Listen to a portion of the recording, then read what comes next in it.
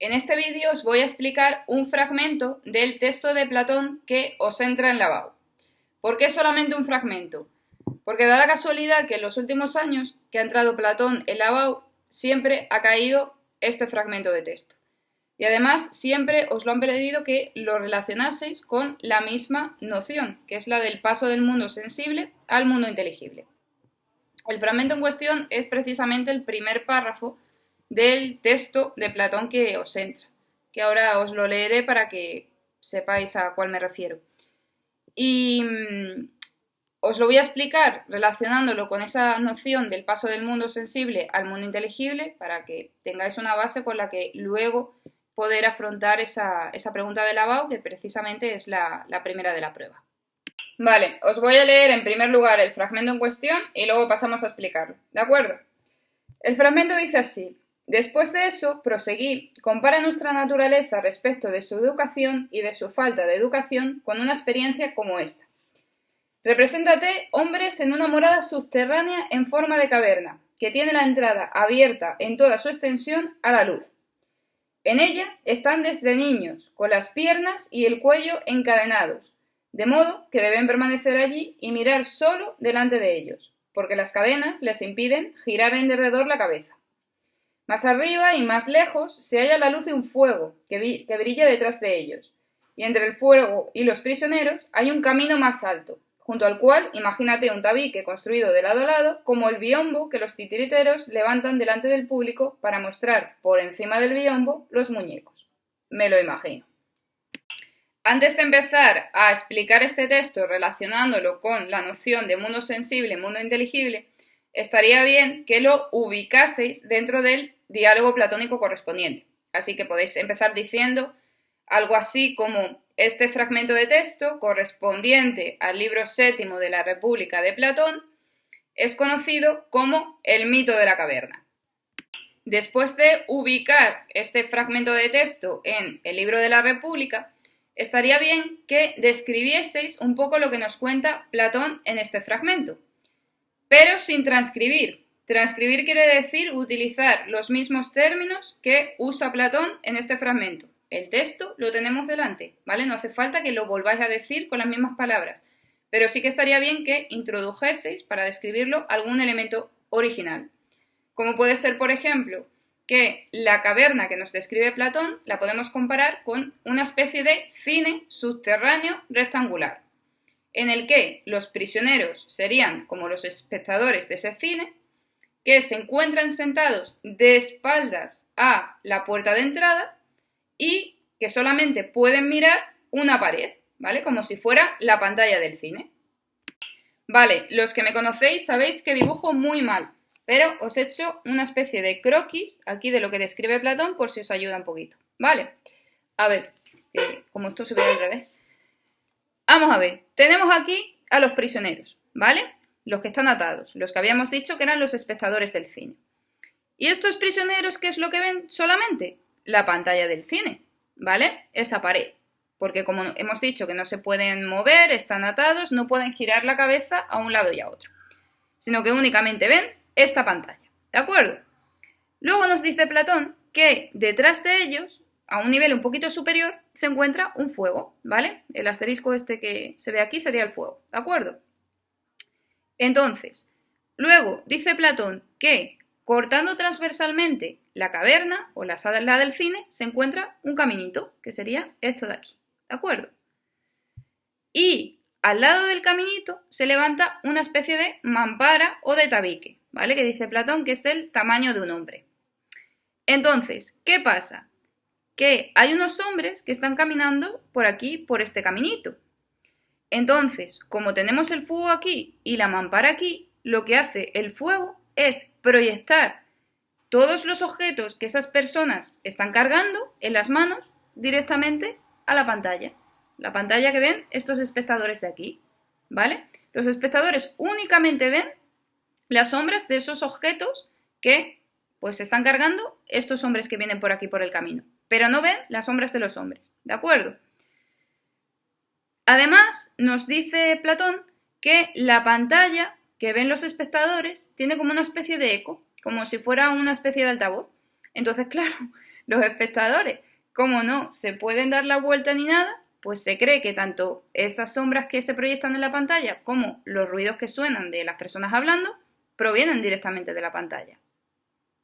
Vale, y ya lo último de este croquis. Habíamos dicho que los espectadores estaban sentados aquí, ¿vale? Y que solamente podían ver la pantalla, porque no se podían mover. Pero aquí, en la otra punta del cine o de la caverna, tenemos la entrada. Así que se puede salir. Ahora mismo estos están atados, pero luego va a haber uno que se libere. Pero no os creáis que es tan fácil salir de la caverna. Dices, pues me voy por aquí y salgo por la entrada. No, hay que atravesar este camino que además veis que es empinado, ¿vale? Que no es un camino fácil de recorrer.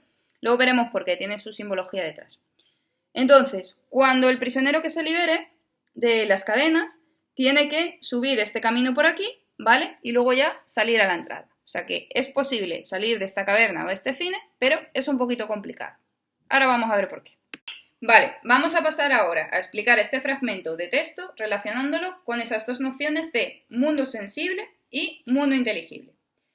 Entonces, podemos empezar diciendo algo así como que el mito de la caverna es una metáfora de la que se sirve Platón para explicar la vida en la polis ateniense, es decir, para explicar cómo vivían las personas en la ciudad de Atenas durante la antigüedad.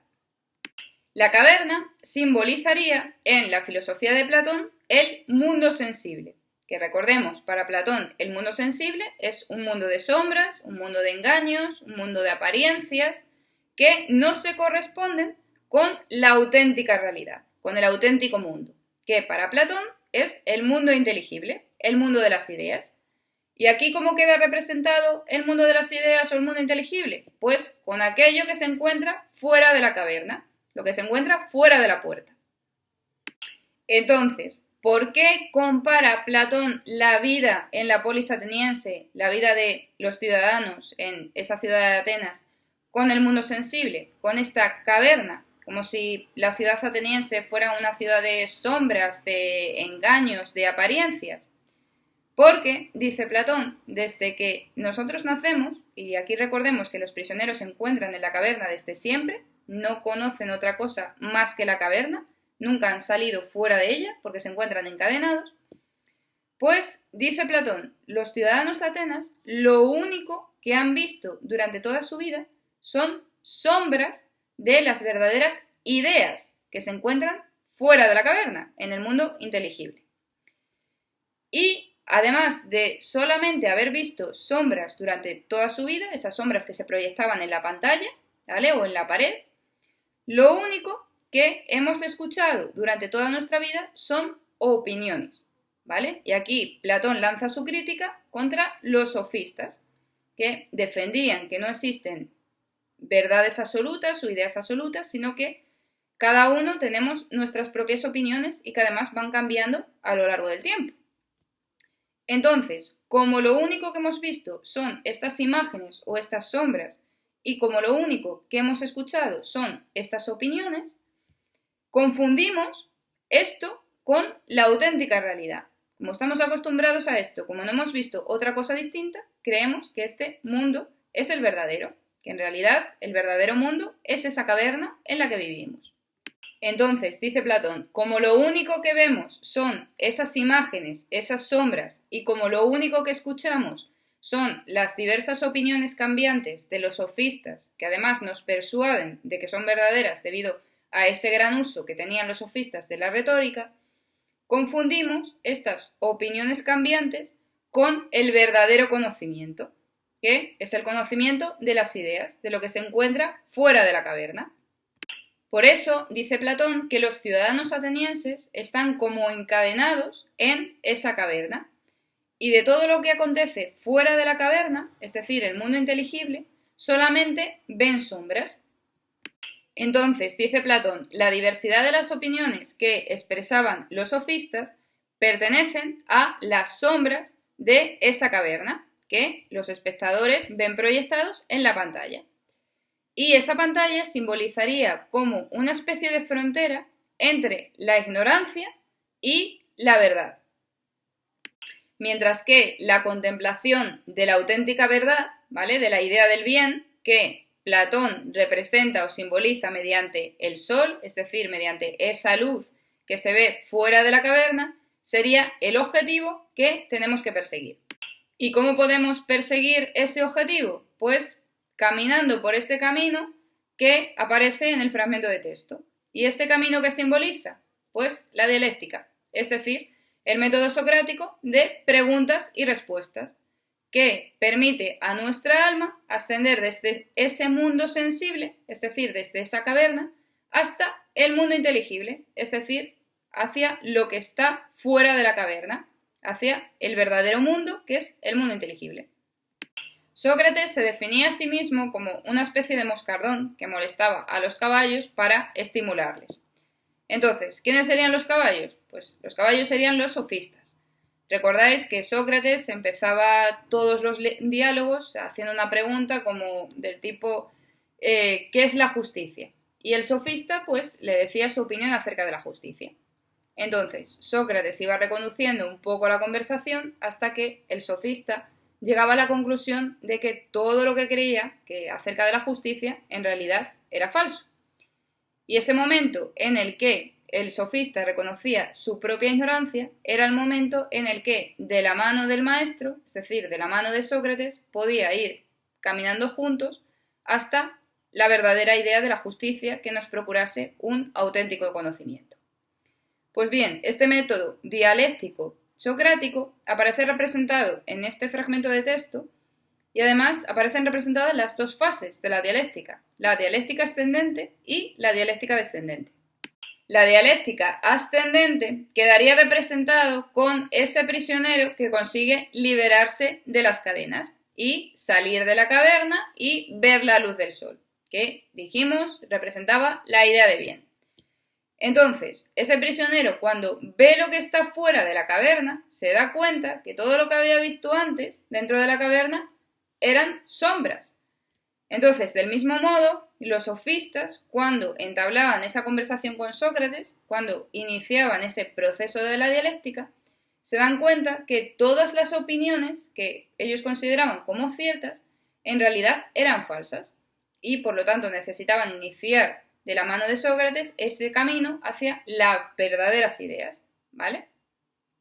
Y la dialéctica descendente sería ese momento en el que, una vez que el prisionero que consigue liberarse de las cadenas sale de la caverna, contempla la luz del sol, es decir, la idea de bien, vuelve de nuevo a la caverna para contarle al resto de los prisioneros que se encuentran allí lo que ha visto.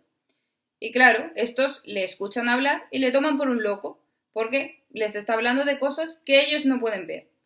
Entonces, este prisionero que consigue liberarse de la caverna y que luego vuelve a contar lo que ha visto, Platón considera que es Sócrates, porque Sócrates, dice Platón, es el verdadero filósofo, el verdadero amante de la sabiduría, que se libera de esas cadenas para ir en busca de la verdad. Es decir, que desprecia las falsas opiniones de los sofistas para empezar a pensar por sí mismo.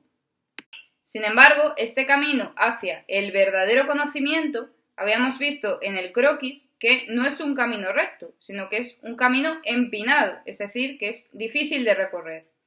Entonces, este camino comenzaría en el grado más bajo de conocimiento, que es la eicasía o conjetura, que solamente se detiene en las sombras o en las apariencias de las cosas, sin llegar a conocerlas, como esas imágenes que se proyectaban en la pantalla de la caverna, hasta la forma más alta de conocimiento, que sería la noesis o razón filosófica. La noesis utiliza la dialéctica y tiene por objeto el ser del mundo, es decir, las esencias, las ideas. Y, dice Platón, solamente el filósofo se detiene en esta forma de conocimiento, que es la única a la que podemos llamar verdadera.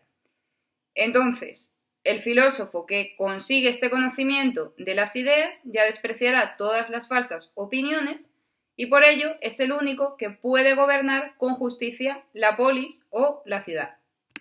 Para finalizar este comentario de texto, a modo de conclusión, podéis decir que Platón, con este mito de la caverna, tiene en mente tres exigencias. Primera exigencia, liberar al hombre y a la polis ateniense de las diversas opiniones defendidas por los sofistas. Segunda exigencia, liberar al hombre y a la polis ateniense de una falsa concepción de la realidad que obstaculiza la verdad. Y tercera y última exigencia, imponer un sistema político gobernado por un rey filósofo. Y esta tarea únicamente le compete a la educación.